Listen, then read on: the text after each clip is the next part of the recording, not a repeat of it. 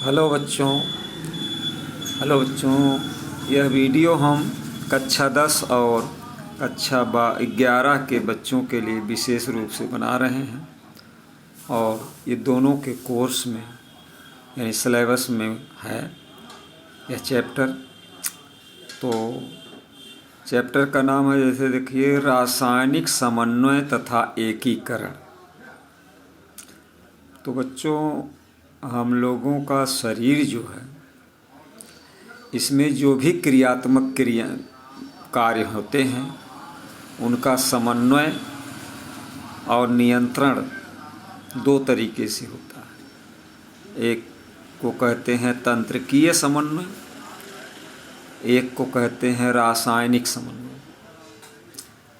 तो यानी इसमें दो, जो तंत्रिकीय समन्वय है तंत्रिका तंत्र के द्वारा नियंत्रित होता है और रासायनिक समन्वय का कार्य अंतःस्रावी ग्रंथियों के द्वारा होता है। तो इस चैप्टर में हम तंत्रिकीय समन्वय नहीं पढ़ेंगे, केवल अंतःस्रावी तंत्र के बारे में पढ़ेंगे और अंतःस्रावी तंत्र से संबंधित सारी ग्रंथियों के बारे में पढ़ेंगे और ग्रंथियों से स्रावित विभिन्न प्रकार के हार्मोन के बारे में पढ़ेंगे और हार्मोन का क्या कार्य है उसके बारे में पढ़ेंगे। तो सबसे पहले तो ये जानना ज़रूरी है कि जो मानव के शरीर में ग्रंथियां पाई जाती हैं उनको दो भाग में बांटा गया है।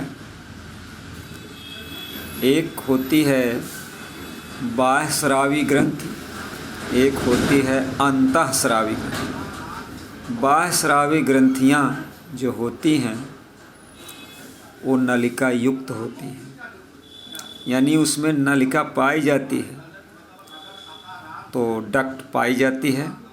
और जबकि अंतःस्रावी ग्रंथियाँ जो होती हैं, अंतःस्रावी ग्रंथियों में नलिका नहीं पाई जाती है।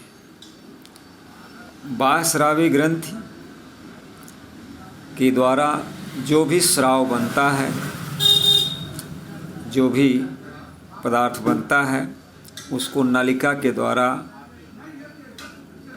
कार्यकारी अंगों तक पहुंचाया जाता है, यानी लक्ष्य कोशिका तक पहुंचाया जाता है, जहां पर वह जा कर के अपना कार्य करती है।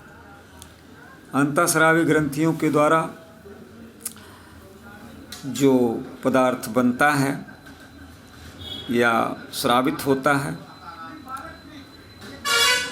उनको पहुंचाने के लिए कोई नली नहीं होती, डक्ट नहीं होती है, इसलिए उसको डायरेक्ट ब्लड में छोड़ दिया जाता है और ब्लड सर्कुलेशन के माध्यम से पूरे शरीर में हार्मोन जाता है या अंतःस्रावी ग्रंथियों से स्रावित रासायनिक पदार्थ जाता है। तो इस तरह से पूरे शरीर में वो रन करते हुए कार्यकारी अंगों तक पहुंचता है। तो उसको पहुंचाने का माध्यम रुधिर होता है, यानी रुधिर के द्वारा वो पहुंचता है। तो अब देखना ये है, पहली चीज़ एक चीज़ और जान लो, जो तंत्रिकीय समन्वय होता क्या नाम है, बाह्यस्रावी ग्रंथियाँ होती हैं, उनके द्वारा मुख्य रूप से एंजाइम का स्राव होता है, वाटर जैसा पदार्थ निकलता है, जलीय पदार्थ भी निकलता है, म्यूकस निकल सकता है, ये सब पदार्थ निकलते हैं। जबकि एंडोक्राइन ग्लैंड या अंतःस्रावी ग्रंथि के द्वारा जो रासायनिक पदार्थ निकलता है उसको हार्मोन कहा जाता है। तो हार्मोन का स्राव करने वाली ग्रंथियों को हम अंतःस्रावी ग्रंथि कहेंगे। और अब अंतःस्रावी ग्रंथि के बारे में जाना जाए तो देखिए, अंतःस्रावी ग्रंथियों में नलिका नहीं होती, यानी नलिका विहीन ग्रंथियां होती हैं। इनके स्राव को हार्मोन कहते हैं।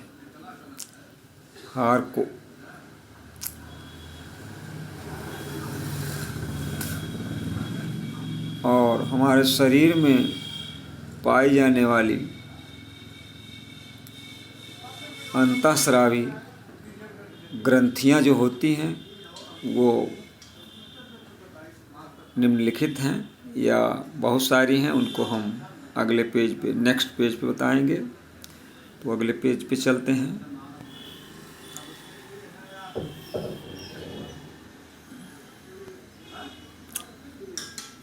तो देखिए,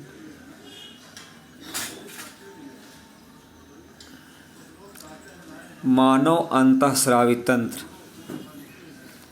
यहाँ पर देखिए, आपको ऊपर जो फिगर दिख रहा है ब्रेन, उसमें 3 अंतःस्रावी ग्रंथि आपको लिखा मिलेगा।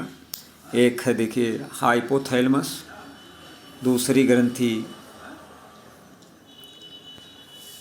देखिए पीयूष ग्रंथि है, तीसरी है पीनियल ग्रंथि है।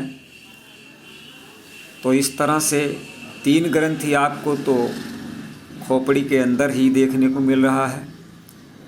अगली ग्रंथि का नाम है देखिए थायराइड ग्रंथि, जो आपके गले में यहाँ पे है। यहाँ पर देखिए थायराइड और पैराथायराइड लिखा हुआ है, पैराथायराइड ग्रंथि। और उसके जब नीचे आप चलते हैं तो अगली अंतःस्रावी ग्रंथि देखो अग्नाशय कहते हैं। यहाँ पर एक चीज़ आपको जानना होगा कि अग्नाशय को मिश्रित ग्रंथि कहा जाता है। क्यों कहा जाता है? क्योंकि इसका कुछ भाग बाह्यस्रावी का काम करता है और इसका कुछ भाग अंतःस्रावी का काम करता है। यानी अग्नाशय बाह्यस्रावी अंग भी है, अंतःस्रावी अंग भी है, एंजाइम भी बनाता है, हार्मोन भी बनाता है, इसलिए इसको हम मिश्रित ग्रंथि कहते हैं।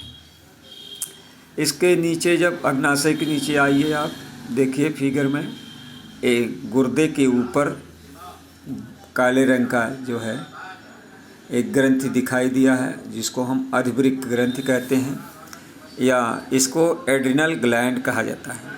इस ग्रंथि का इंग्लिश में एड्रिनल ग्लैंड कहेंगे।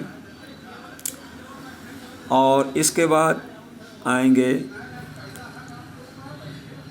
नीचे, देखिए यहाँ पे नर और मादा में दोनों में पाए जाने वाली अंतःस्रावी ग्रंथियाँ जो नीचे और हैं, उनको हम गोनेट्स कहते हैं। नर के गोनेट्स या जनद को वृषण, और वृषण की संख्या जो होती है, एक जोड़ी होती है, 2 वृषण होते हैं।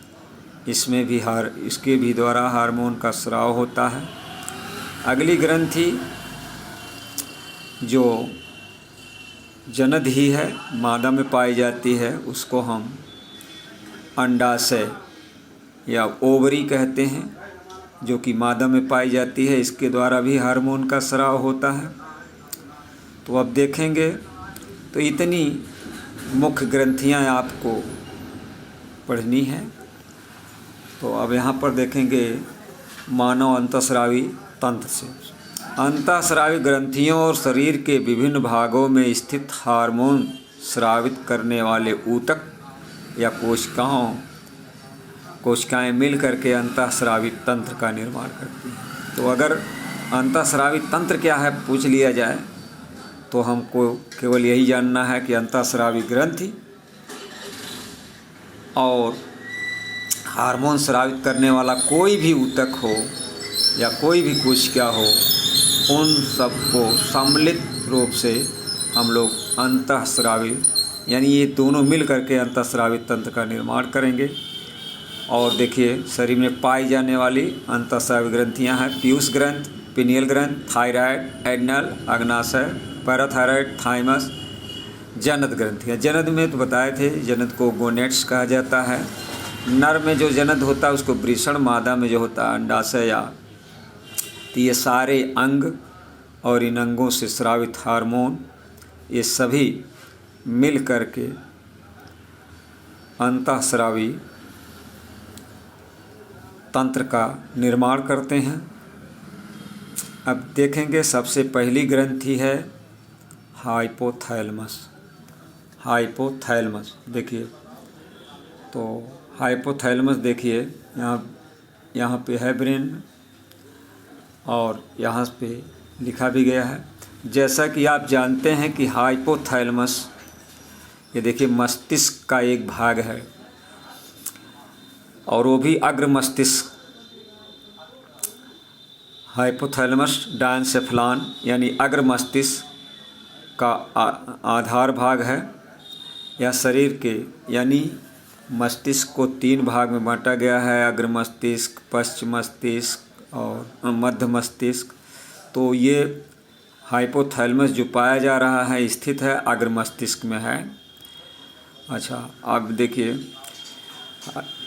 हाइपोथैलेमस को मास्टर ऑफ मास्टर ग्लैंड कहते हैं, पीयूष ग्रंथि को मास्टर ग्लैंड कहते हैं। पीयूष ग्रंथि से स्रावित होने वाले जितने हार्मोन हैं उनका नियंत्रण यही हाइपोथैलेमस ग्रंथि करती है, इसीलिए इसको मास्टर ऑफ मास्टर ग्लैंड कहा जाता है, इसीलिए इसको मास्टर ऑफ मास्टर ग्लैंड कहते हैं। देखिए, और इसके द्वारा हाइपोथैलेमस से स्रावित होने वाले हार्मोन जो होते हैं वो 2 प्रकार के होते हैं, मोचक हार्मोन और निरोधी हार्मोन। मोचक हार्मोन किसे कहेंगे? अगर आपसे पूछा जाए हाइपोथैलेमस से कितने तरह का हार्मोन निकलता है तो 2 तरह का, एक मोचक एक निरोधी हार्मोन। तो मोचक हार्मोन कह रहा है इसका क्या काम है, जो पीयूष ग्रंथि से हार्मोन से स्राव को प्रेरित करता है। यानी अगर ये हार्मोन जब चाहेगा तभी पीयूष ग्रंथि कोई भी हार्मोन का स्राव कर पाएगा, अन्यथा नहीं कर पाएगा। यानी पूरी तरह से पीयूष ग्रंथि को कंट्रोल करता है। पीयूष ग्रंथि के द्वारा स्रावित हार्मोन को कंट्रोल करने वाला यह मोचक हार्मोन होता है। तो आप लोगों ने देखा कि इसके द्वारा जो मोचक हार्मोन निकला। अब उसके बाद निरोधी हार्मोन का काम है पीयूष ग्रंथि से जो स्राव हो रहा है हार्मोन का उसको रोक दे। यानी हार्मोन को जब चाहे, यानी मोचक हार्मोन निकालने का काम करता है, स्राव करवाता है और ये स्राव को रोकने का काम करता है मोचक निरोधी हार्मोन। उदाहरण के लिए हाइपोथैलेमस से निकलने वाले गोनेडोट्रोपिन रिलीजिंग हार्मोन के स्राव पीयूष ग्रंथि से गोनेडोट्रोपिन हार्मोन के संश्लेषण एवं स्राव को प्रेरित करता है। तो देखिए एक हार्मोन का नाम है गोनेडोट्रोपिन रिलीजिंग हार्मोन और ये हाइपोथैलेमस से निकल रहा है और इसका काम क्या है, पीयूष ग्रंथि से जो एक हार्मोन है गोनेडोट्रोपिक हार्मोन उसके स्राव को प्रेरित करता है। तो गोनेडोट्रोपिक हार्मोन और गोनेडोट्रोपिक रिलीजिंग हार्मोन, अगर रिलीजिंग शब्द या मुक्तकारी शब्द लग गया तो समझ लो हाइपोथैलेमस से निकल रहा है यह हार्मोन, और रिलीजिंग या मुक्तकारी शब्द हट गया तो समझ लो पिट्यूटरी से निकल रहा है। तो ये हाइपोथैलेमस से निकलने वाला हार्मोन है, ये गोनेडोट्रोपिक हार्मोन के संश्लेषण को प्रेरित करता है। और दूसरी ओर हाइपोथैलेमस से ही स्रावित सोमैटोस्टेटिन हार्मोन, एक हार्मोन का नाम है सोमैटोस्टेटिन हार्मोन, सोमैटोस्टेटिन। और इसका क्या काम है, पीयूष ग्रंथि में ये पीयूष ग्रंथि से वृद्धि हार्मोन के स्राव का रोधक है। यानी जो ग्रोथ हार्मोन है, ग्रोथ हार्मोन का स्राव पिट्यूटरी ग्रंथि करता है और ये जो सोमैटोस्टेटिन हार्मोन है इसके स्राव को रोकने का काम करता है, तो निरोधक का काम कर रहा है। यह हार्मोन हाइपोथैलेमस की तंत्रिका कोशिकाओं से प्रारंभ होकर तंत्रिकाक्ष होते हुए तंत्रिका सिरों पर मुक्त कर दिए जाते हैं।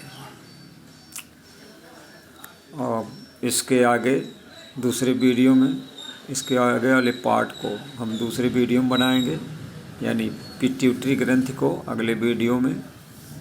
धन्यवाद।